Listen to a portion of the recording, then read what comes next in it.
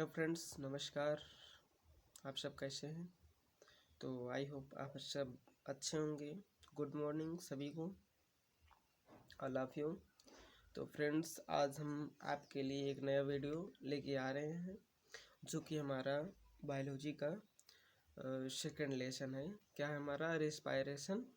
ठीक है, तो आप सभी लोग इस चैनल से जुड़ जाइए और अपना सिलेबस कंप्लीट करिए, पढ़ाई करते रहिए, जिससे आपको आने वाले एग्ज़ाम में प्रॉब्लम्स ना हो और सभी लोग अच्छे से अच्छे मार्क्स ला सकें। तो सभी लोगों को हमारे चैनल में जुड़ने के लिए धन्यवाद। सभी लोग इस वीडियो को देखें और ज़्यादा से ज़्यादा लाइक करें, शेयर करें और चैनल को सब्सक्राइब करना ना भूलिए, क्योंकि आपको नोटिफिकेशन मिलता रहेगा, तभी आपको पढ़ाई कंटिन्यू कर पाएंगे। ठीक है, तो आप सभी से आग्रह है कि आप सभी लोग इस चैनल को देखते रहिए और हम वीडियो चलिए अब शुरू करते हैं आपको पढ़ाना। और आप पढ़ते रहिए, मस्त रहिए, स्वस्थ रहिए, घर पे रहिए। ठीक है, ओके। चलिए फ्रेंड्स, अब हम बात करते हैं। आज हमारा टॉपिक है रेस्पायरेशन। ठीक है, जिसको हम कहते हैं श्वसन। क्या कहते हैं? श्वसन। ये हमारा सेकंड लेसन है और आप सभी को इसमें समझाना है कि रिस्पायरेशन क्या होता है, रिस्पायरेशन कितने प्रकार का होता है, किस रिस्पायरेशन के द्वारा हमें ऊर्जा मिलती है, किस रिस्पायरेशन के द्वारा हमें क्या होता है, एसिड मिलता है। ठीक है, जिससे हमारे शरीर में दर्द बनने लगता है। तो इन सब बातों में हम आज डिस्कस करने वाले हैं, इन सब टॉपिक पे। तो चलिए अब हम बात करते हैं अपने नए टॉपिक की ओर। तो दोस्तों, जैसा कि आपको पता होगा कि रिस्पायरेशन क्या होता है।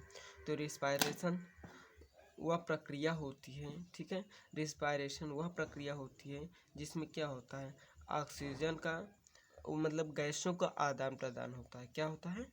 गैसों का आदान प्रदान होता है। ठीक है,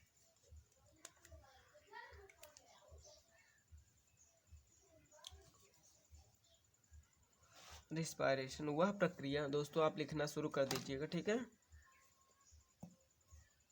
ओके। वह प्रक्रिया जिसमें कोशिका सेल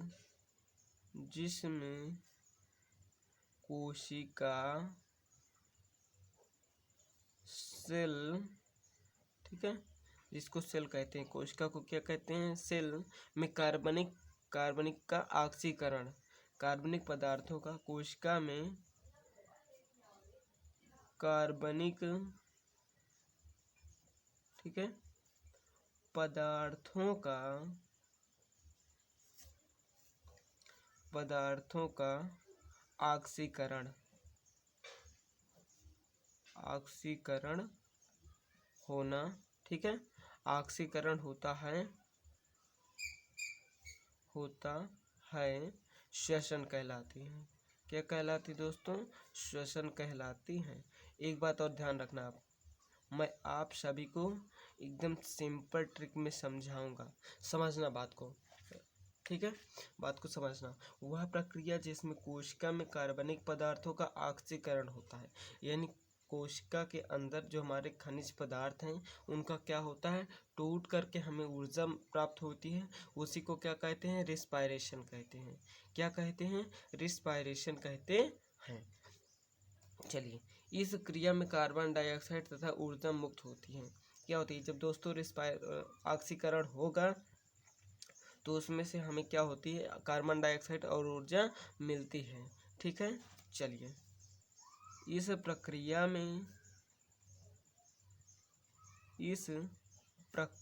में CO2 तथा ऊर्जा मुक्त होती है। ठीक है, ऊर्जा मुक्त होगी, फिर क्या किया जाएगा? ऊर्जा को क्या किया जाएगा? ऊर्जा को ATP के फॉर्म में ले लिया जाएगा और कार्बन डाइऑक्साइड को रिमूव कर दिया जाएगा। तब ऊर्जा को ATP के रूप में ग्रहण कर लिया जाता है। क्या कर लिया जाता है? ऊर्जा को एटीपी के रूप में ग्रहण कर लिया जाता है और CO2 को क्या कर दिया जाता है? अपशिष्ट गैस के फॉर्म में मुक्त कर दिया जाता है। क्या कर दिया जाता है? मुक्त कर दिया जाता है। ओके, तो देखना दोस्तों, ये आपकी क्या हो गई? डिफिनीशन हो गई। ठीक है, क्या हो गई? आपकी डिफिनीशन हो गई।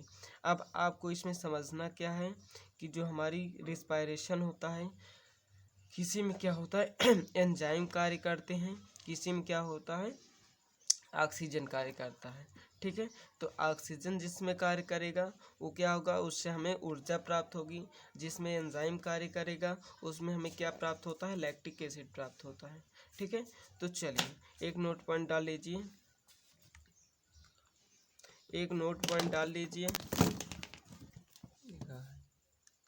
चलिए फ्रेंड्स, तो इतना आपको क्लियर हो गया।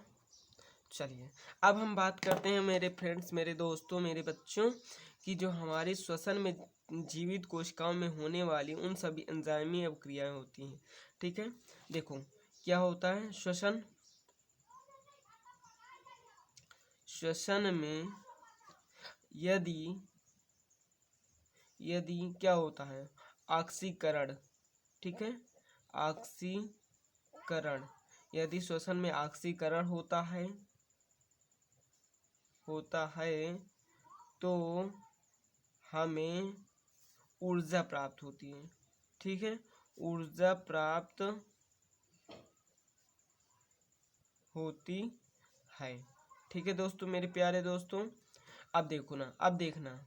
ठीक है, यदि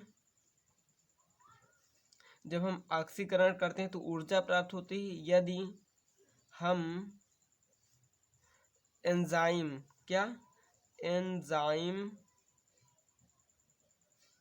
का उपयोग करते हैं तो हमें क्या होता है? कोशिकाओं में जो होता है, अगर हम एंजाइम का उपयोग करते हैं ज़्यादा सी मात्रा में तो क्या हो जाता है? हमें लैक्टिक एसिड प्राप्त होता है। क्या होता है? लैक्टिक एसिड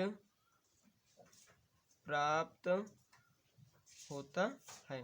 ठीक है, यानी वहाँ पे क्या होता है? वहाँ पे ऊर्जा नहीं बनती, वहाँ पे लैक्टिक एसिड बनेगा, और लैक्टिक एसिड जब बनता है तो हमारे शरीर में क्या होता है? दर्द होना शुरू हो जाता है। इतनी बात क्लियर हो गई। चलिए एक नेक्स्ट पॉइंट आपके लिए बहुत ही ज़बरदस्त। देखो क्या होता है कि जो हमारी ये ऑक्सीकरण अभिक्रिया होती है, ठीक है, जहाँ पे हमारा क्या होता है? पायरुविक एसिड या लैक्टिक एसिड, पायरुविक एसिड कह लीजिए। ठीक है, जो हमारी ये ग्लाइकोलिसिस प्रक्रिया होती है, क्या होती है? कोशिका श्वसन में ग्लूकोज के एक अणु से पायरुविक अम्ल के 2 अणुओं का निर्माण की प्रक्रिया को क्या कहते हैं? ग्लाइकोलाइसिस कहते हैं। याद रखना आप,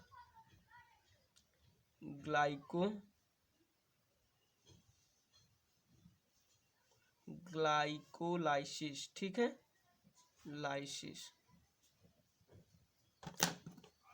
जंतुओं तक क्या होता है? कोशिका श्वसन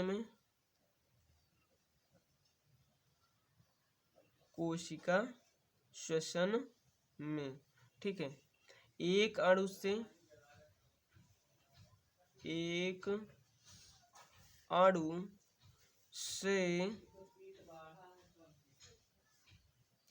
पायरुविक अम्ल के 2 अणुओं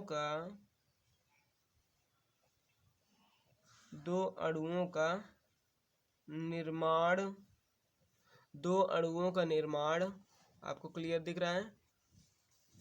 ओके, ठीक है। चलिए, ये बात हो गई। ठीक है, निर्माण करना, की प्रक्रिया निर्माण की प्रक्रिया ग्लाइकोलाइसिस, ठीक है, लाइसिस कहलाती है। तो इतनी बात क्लियर हो गई, मैंने आपको 3 पॉइंट्स मोस्ट इम्पॉर्टेंट बता दिया। ठीक है, चलिए, अगर इतनी बात क्लियर हो गई है तो मैं अब आगे बढ़ूं। ओके, चलिए, अब हम बात कर लेते हैं, चलिए दोस्तों, अब हम बात कर लेते हैं रिएक्शन की। ठीक है, चलिए देखना, भोज्य पदार्थ, ठीक है, भोज्य पदार्थ प्लस ऑक्सीजन। ठीक है, अगर भोज्य पदार्थ का हम ऑक्सीजन के साथ करते हैं तो क्या होता है? ऑक्सीकरण होता है। ठीक है, ऑक्सीजन मिलाएंगे। ठीक है, क्या करेंगे? ऑक्सीजन मिलाएंगे। इसको टेम्परेचर देते हैं, कितना टेम्परेचर? 25 to 45 degree Celsius. किसकी उपस्थिति में? एंजाइम्स की उपस्थिति में, प्रेजेंस ऑफ एंजाइम। तो क्या क्या बनेगा? CO2 बनेगा, और क्या बनेगा? ATP बनेगी। क्या बनेगी? ATP। ATP मतलब ऊर्जा। ऊर्जा क्या हो जाएगी? उसको हम एनर्जी के फॉर्म में ले लेंगे, और क्या करेंगे? कार्बन डाइऑक्साइड को बाहर रिमूव कर दिया जाएगा। अब मेरे प्यारे दोस्तों, अब चलिए हम समझते हैं श्वसन कितने प्रकार के होते हैं। टाइप्स ऑफ, ठीक है, types of respiration, types of respiration. Okay मेरे प्यारे साथियों, आप सभी को इस चैनल में बहुत ही मोस्ट इम्पॉर्टेंट एकदम बेहतरीन ढंग से समझाने वाला हूँ। तो दोस्तों, श्वसन 2 प्रकार के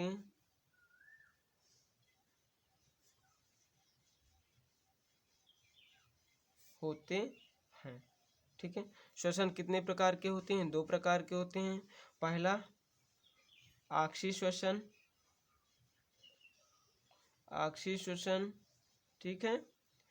दूसरा अनाक्षी श्वसन, अनाक्षी श्वसन। चलिए, जब इतनी बात क्लियर हो गई है तो मैं इसमें थोड़ा सा आपको मिर्च मसाला लगा के दे रहा हूँ। ठीक है, चलिए, ऑक्सी श्वसन क्या होती है? ऑक्सी श्वसन क्या होती है? ऐसी रासायनिक अभिक्रिया जो ऑक्सीजन की उपस्थिति में होती है। क्या होती है? ऐसी हमारी भोजन बनाने की प्रक्रिया या रासायनिक प्रक्रिया जो ऑक्सीजन की उपस्थिति में होती है, ऑक्सी श्वसन कहलाती है। ठीक है, चलिए, अब हम इसको डिटेल में एक एक करके समझते हैं ना। चलिए, हेडिंग डाल लीजिए सभी लोग।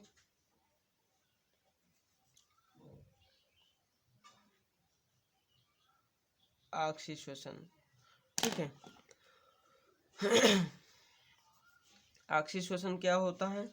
ऑक्सीजन का ग्रहण करना। ठीक है, क्या होता है?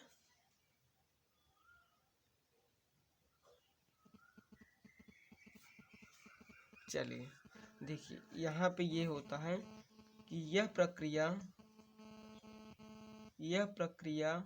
आणविक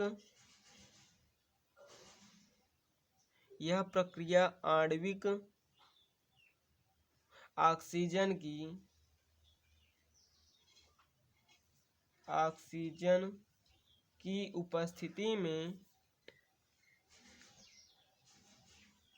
उपस्थिति में क्या होगा दोस्तों? उपस्थिति में ग्लूकोज को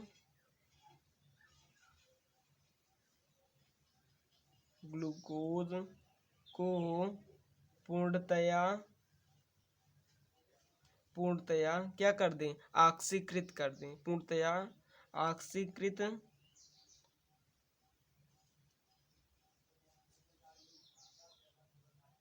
करके CO2 plus H2O plus ATP क्या करें? हमें ATP में उसको परिवर्तित कर दें, ऑक्सीकृत करके इतने फॉर्म में क्या कर दें, परिवर्तित। ठीक है, क्या कर दें, परिवर्तित कर दिया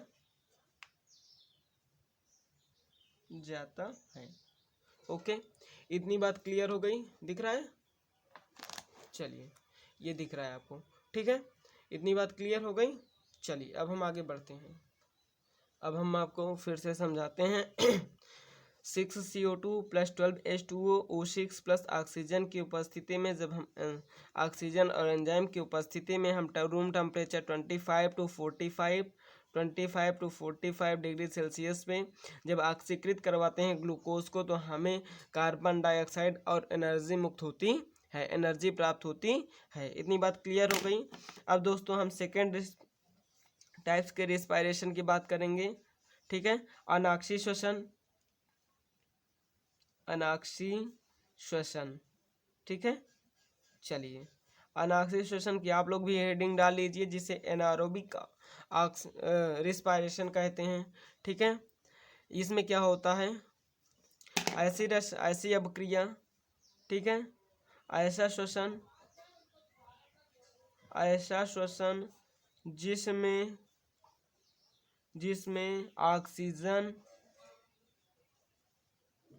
जिसमें ऑक्सीजन क्या होता है, ऑक्सीजन अनुपस्थित हो। ठीक है, अनुपस्थित होता है, ठीक है। इसे अनाक्षी श्वसन या किण्वन भी कहते हैं। क्यों दोस्तों किण्वन कहते हैं, किण्वन इसलिए कहते हैं क्योंकि जो ईस्ट होता है, ईस्ट जब किसी चीज़ में ईस्ट को डाल दिया जाता है, जब उसका फ्रेगमेंटेशन होता है, किण्वन होता है, तो वहाँ पे ऑक्सीजन की कमी होती है, इसीलिए वहाँ पे किण्वन होता है। ठीक है, जो ईस्ट होता है, जैसे मैदा आप लोग सभी देखे होंगे, जो जलेबी वाले बनाते हैं ना, तो क्या करते हैं, मैदा को एक दिन भिगो के रख देते हैं। ठीक है, भिगो के रख देते हैं तो उसमें कुछ डालते हैं ना, तो वो ईस्ट होता है। ठीक है, ईस्ट क्या होता है, उसमें कार्बन डाइऑक्साइड की मात्रा ज़्यादा हो जाती है, जिससे वो फूल करके क्या होता है, पूरे भगोने में या जिस बर्तन में रखते हैं पूरा ऊपर आ जाता है। तो वहाँ पे क्या होता है, अनाक्षी श्वसन होता है, यानी ईस्ट वहाँ पे प्रेजेंट होता है। ठीक है, क्या होता है, ईट्स वहाँ पे प्रेजेंट होता है। उसके बाद क्या होता है दोस्तों, यहाँ पे अगर हम ग्लूकोज के साथ कार्बन डाइऑक्साइड का रिएक्शन करवाते हैं, तो हमें एल्कोहल और कार्बन डाइऑक्साइड प्राप्त होता है। क्या होता है, एल्कोहल और कार्बन डाइऑक्साइड प्राप्त होता है, बहुत ही कम मात्रा में हमें वहाँ पे ऊर्जा देखने को मिलती है। चलिए अब हम बात करते हैं रिएक्शन की। 6C6H12O6 प्लस CO प्लस क्या करेंगे दोस्तों, चलिए कोई दिक्कत नहीं, ऑक्सीजन ही ले लो, पर ऑक्सीजन यहाँ पे एकदम अल्प मात्रा में है। कितनी है, अल्प मात्रा में है। ठीक है,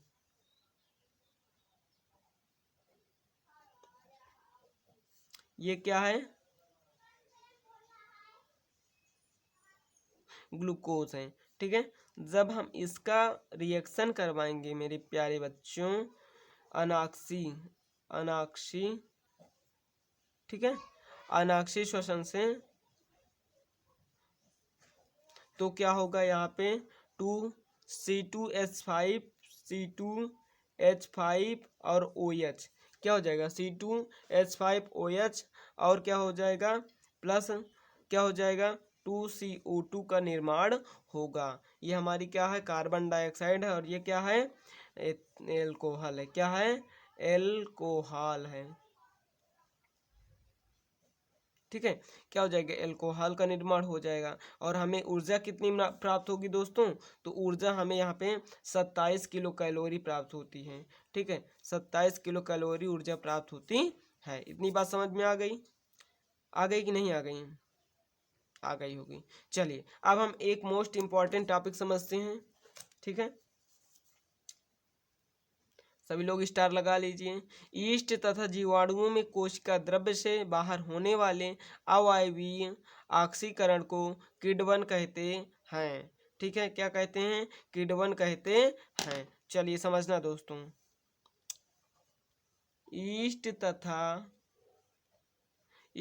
तथा जीवाणुओं ईस्ट तथा जीवाणुओं में कोशिका द्रव्य से बाहर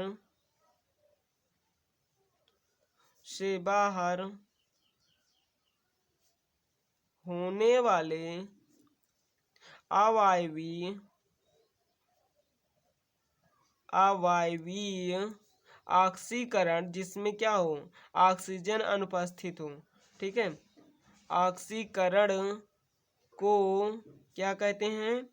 किण्वन कहते हैं। क्या कहते हैं? किण्वन कहते हैं। मैंने आपको पहले ही एग्जाम्पल बता चुका है, किण्वन कहते हैं। ठीक है, मैंने मैदा का एग्जाम्पल दिया था ना, तो वहाँ पे ही किण्वन होता है। इतनी बात क्लियर हो गई। चलिए अब हम इसके कुछ प्रकार है, प्रकार के बारे में समझ लेते हैं, क्या क्या होता है, कैसे इसका निर्माण होता है। चलिए, तो अनाक्सीय श्वसन में कुछ ये ईस्ट वाला है, तो यहाँ पे एल्कोहलिक किण्वन होता है। क्या होता है?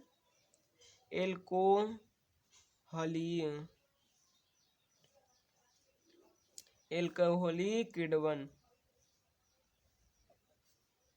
चलिए, ठीक है, क्या होता है? Alcoholic fermentation. क्या होता है? एल्कोहलिक फर्मेंटेशन होता है। इसमें क्या होगा दोस्तों? ईस्ट तथा कुछ जीवाणुओं में पायरुविक अम्ल से इथाइल एल्कोहल व CO2 का निर्माण होता है। क्या होता है? एथाइल एल्कोहल और CO2 का निर्माण होता है। तो आप सभी लोग लिखिए, ईस्ट तथा कुछ जीवाणुओं में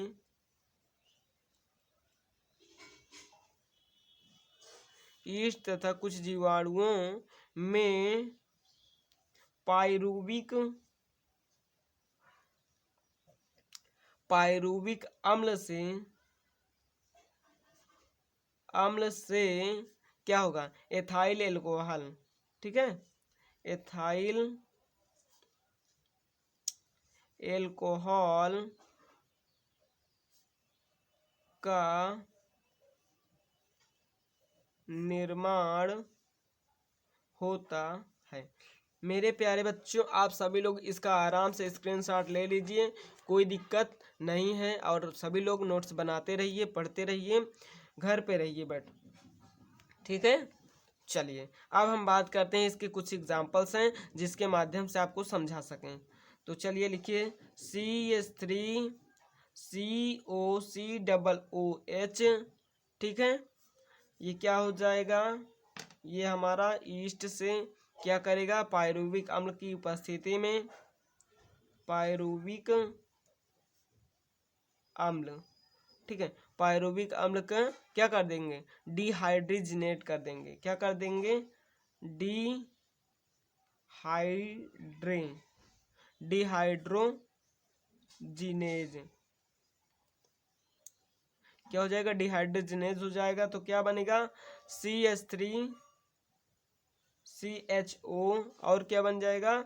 CO2। ठीक है, ये क्या हो गया? एसिटिल एल्डिहाइड हो गया। एसिटिल एल्डिहाइड क्या हो जाएगा? Acetyl aldehyde. ठीक है, एसिटिल एल्डिहाइड हो गया। अब जब हम एसिटिल एल्डिहाइड का एल्कोहल के साथ क्रिया करते हैं तब हमारा एथिल एल्कोहल प्राप्त होता है। ठीक है, तो CH3CHO प्लस क्या कर देंगे? हम इसमें कुछ मिला देंगे। क्या कर देंगे? NAD और 2H। ठीक है, जब हम इसमें NAD और 2H मिला देंगे मेरे प्यारे दोस्तों, ठीक, इतनी बात क्लियर हो रही है। चलिए अब हम बात करते हैं क्या आगे,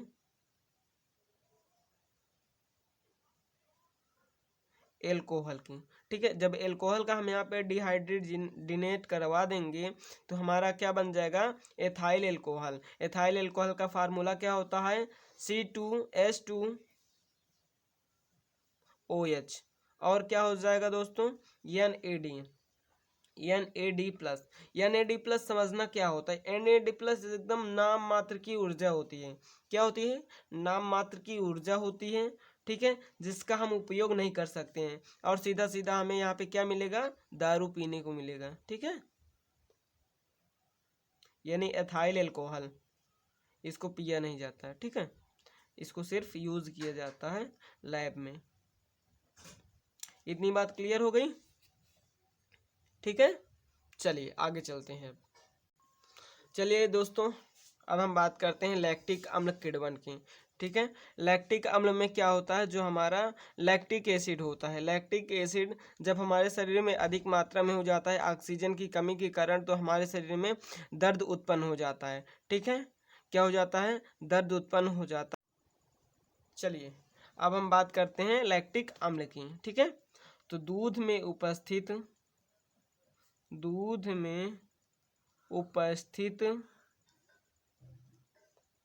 शर्करा को कुछ जीवाणुओं द्वारा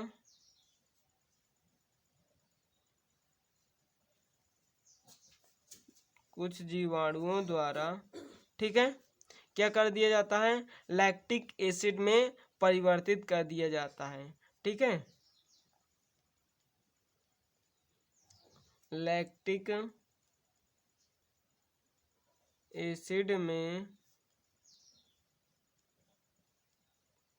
परिवर्तित कर दिया जाता है। इतनी बात क्लियर हो गई। क्या होता है लैक्टिक एसिड, अब हम समझते हैं ये दोनों रिएक्शन। ठीक है, उसके बाद जैसा कि अब आपको पता चल गया होगा, ठीक है, जैसा कि आपको पता चल गया होगा कि यहाँ पे हमारा ग्लूकोज है। ग्लूकोज का क्या हो रहा है, कोशिका द्रव में क्या हो रहा है, किण्वन हो रहा है। ठीक है, तो क्या बनेगा, लैक्टिक अम्ल की उपस्थिति में C3H4O3 बनेगा। ठीक है, क्या बनेगा, C3, इसको क्या बोलते हैं, H4O3, इसको बोलते हैं पायरुविक अम्ल। क्या बोलते हैं पायरुविक अम्ल। ठीक है, पायरुविक अम्ल बोलेंगे। जब पायरुविक अम्ल का ऑक्सीकरण होगा कोशिकाओं में ऑक्सीजन के अभाव में, किसके अभाव में, ऑक्सीजन के अभाव में, तब क्या बनता है मेरे बच्चों, ये बनेगा लैक्टिक एसिड C3H6OH। क्या बनेगा, C3H6O3 बनता है। क्या बनता है, O3 बनता है। ठीक है, यहाँ पे मतलब क्या हो रहा है, हाइड्रोजन की मात्रा बढ़ जाती है। ठीक है, जब हाइड्रोजन की मात्रा बढ़ जाएगी फिर क्या हो जाएगा, थोड़ी बहुत मात्रा में हमें 2 ATP ऊर्जा प्राप्त होती है, और ज़्यादा ऊर्जा हमें प्राप्त होती नहीं है। इतनी बात क्लियर हो गई। कितनी ऊर्जा प्राप्त होती है लैक्टिक अम्ल किण्वन में, 2 ATP। ये आपसे क्वेश्चन जरूर पूछा जाता है 1 नंबर में। ठीक है, इतनी बात क्लियर हो गई। चलिए अब हम दोस्तों आपको एक बहुत ही ज़बरदस्त ट्रिक के साथ समझाएंगे कि हमारा क्या होता है, ग्लूकोज जो है। ठीक है, आप सभी लोग देखते रहिए ध्यान से। ग्लूकोज, ठीक है, ग्लूकोज का जब ऑक्सीडेशन होता है कहाँ पे, कोशिका द्रव्य में। कहाँ पे, कोशिका द्रव्य में। ठीक है, जब कोशिका द्रव्य में होगा तो क्या बनेगा, पायरुविक अम्ल। ठीक है, क्या बनेगा, पायरुविक अम्ल बनेगा। इतनी बात क्लियर हो गई। जब इतनी बात क्लियर हो गई है तो आप सभी लोग 3 ऐसे तीर बना लीजिए। ठीक है, 3 तीर के माध्यम से मैं समझा दूंगा एकदम बेहतरीन। यहाँ पे क्या होगा, ऑक्सीजन O2 एब्सेंट होगा। ठीक है, O2 जब एब्सेंट होगा दोस्तों तो क्या बनेगा, तब बनेगा जब यहाँ पे इथेनॉल बनेगा। क्या बनेगा, इथेनॉल। ठीक है, इथेनॉल बनेगा, और क्या बनेगा, ऊर्जा बनेगी। ठीक है, ऊर्जा बनेगी। ठीक, और क्या होगा, जब किसकी उपस्थिति में होगा, ये ईस्ट की उपस्थिति में। ठीक है, इथेनॉल, ऊर्जा और CO2 बनेगा। और क्या बनेगा, CO2। ठीक है, क्या बनेगा CO2। यहाँ पे ऊर्जा जो बनेगी 2 ही ATP बनेगी, ठीक है। कितनी ATP बनेगी? 2 ATP। आई बात समझ में? चलिए यहाँ पे एकदम एब्सेंट है और यहाँ पे थोड़ी बहुत मात्रा में है, ठीक है। ऑक्सीजन की कमी है। क्या है? ऑक्सीजन की जब कमी है तो क्या बनेगा? लैक्टिक एसिड बनेगा। क्या बनेगा? लैक्टिक अम्ल बनेगा, ठीक है। लैक्टिक अम्ल बनेगा। क्लियर हो रहा है? ओके। अब आगे देखते हैं, जब ऑक्सीजन उपस्थित हो, ऑक्सीजन क्या हो? ये भी रिएक्शन देखो दोस्तों सेल्स में हो रहा है। कहाँ पे हो रहा है? सेल्स में हो रहा है, ठीक है। और देखो जब हमारा ऑक्सीजन प्रेजेंट हो, क्या हो? ऑक्सीजन प्रेजेंट हो। ये जरूर पूछा जाता है, ये इम्पॉर्टेंट है, आप इसको स्टार लगा के लिख लीजिए, ठीक है। जब हमारा ऑक्सीजन प्रेजेंट हो तो ये अभिक्रिया कहाँ पे होती है? माइटोकॉन्ड्रिया। माइटोकॉन्ड्रिया, ठीक है, माइटोकॉन्ड्रिया में होती है। और यहाँ से हमें क्या क्या मिलता है? CO2 मिलता है, प्लस ऊर्जा प्राप्त होती है, ATP जिसे कह दो, ठीक है, प्लस कह दिया जाए तो जल भी कुछ मात्रा में हमें मुक्त होता है, ठीक है दोस्तों।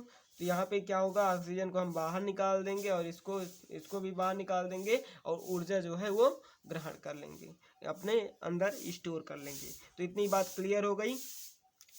ये क्या है? ये है आपका, इसका लिख लीजिए हेडिंग, ग्लूकोज का क्या करना? विखंडन। ग्लूकोज का विखंडन, ठीक है, ग्लूकोज का विखंडन, ठीक है, ग्लूकोज का विखंडन। इतनी बात क्लियर हो गई? अगर क्लियर हो गई हो तो हाँ। चलिए चलिए फ्रेंड्स, अब हम बात कर लेते हैं आज ऑक्सी और अनाक्सी श्वसन में अंतर, ठीक है। ऑक्सी श्वसन क्या होता है और अनाक्सी श्वसन क्या होता है? तो यहाँ पे हम 4 पॉइंट पे डिस्कस करने वाले हैं, 4-5 पॉइंट पे, ठीक है। तो आप सभी लोग इसको आराम से लिख लीजिए, तभी आपको क्लियर होने वाला है, ठीक है। तो चलिए, ऑक्सीजन का अगर हम आधार मानते हैं तो ऑक्सी श्वसन में ऑक्सीजन की आवश्यकता होती है, यानी ऑक्सीजन वहाँ पे मस्ट इम्पॉर्टेंट है, ठीक है, यानी प्रेजेंट होना ज़रूरी है। इतनी बात क्लियर हो गई। अगर अनाक्सी श्वसन हो रहा है तो यहाँ पे ऑक्सीजन एब्सेंट होगा, ठीक है, ऑक्सीजन क्या होगा? एब्सेंट होगा। अब आइए दूसरी बात देखते हैं, अगर अंतिम उत्पाद के आधार पर बात करते हैं तो ऑक्सीजन जब होगा, यानी ऑक्सी श्वसन, ठीक है, जब ऑक्सी श्वसन होगा तो वहाँ पे CO2 H2O और ATP बनता है। क्या होता है? CO2 H2O और ATP प्राप्त होता है। और जब अनाक्सी श्वसन होता है तो एथिल एल्कोहल और CO2, ठीक है, नाम मात्र की यहाँ पे हमें ऊर्जा प्राप्त होती है। इतनी बात क्लियर हो गई? ओके। आइए अब हम देखते हैं ग्लूकोज का ऑक्सीकरण। जब ग्लूकोज का ऑक्सीकरण, अगर ऑक्सी श्वसन होता है तो वहाँ पे पूर्ण ऑक्सीकरण होता है, और जब अनाक्सी श्वसन होता है तो वहाँ पे आंशिक रूप से ऑक्सीकरण होता है, ठीक है। आइए बात करते हैं निर्गत ऊर्जा। जब हमारा ऑक्सीकरण अगर हम आधार मानते हैं, निर्गत ऊर्जा यानी लास्ट में जो हमारा उत्पाद बना है उससे हमें कितनी ऊर्जा प्राप्त होती है? तो अगर ऑक्सी श्वसन हो रहा है, ऑक्सी श्वसन हो रहा है तो 38 ATP ऊर्जा प्राप्त होती है, ठीक है, 38 ATP ऊर्जा प्राप्त होती है। अगर अनाक्सी श्वसन हो रहा है तो 2 ATP ऊर्जा प्राप्त होती है। अब समझना 38 ATP में कितने किलो कैलोरी ऊर्जा प्राप्त हो मतलब आएगी? तो 673 किलो कैलोरी। कितनी? 673 किलो कैलोरी। और यहाँ पे नाम मात्र की ऊर्जा प्राप्त होती है, यानी 2 ATP तो 27 किलो कैलोरी, ठीक है दोस्तों। तो थैंक यू दोस्तों वीडियो को देखने के लिए। वीडियो को लाइक करिए, शेयर करिए और कमेंट सेक्शन में हमें ज़रूर बताइए अगला वीडियो हम आपको नेक्स्ट लेके आ रहे हैं। तो आप सभी लोग इस चैनल पे बने रहें, वीडियो को देखते रहें। अगला टॉपिक होगा हमारा श्वसन की अवस्थाएं, यानी phases of respiration. Thank you दोस्तों, बेस्ट ऑफ लक।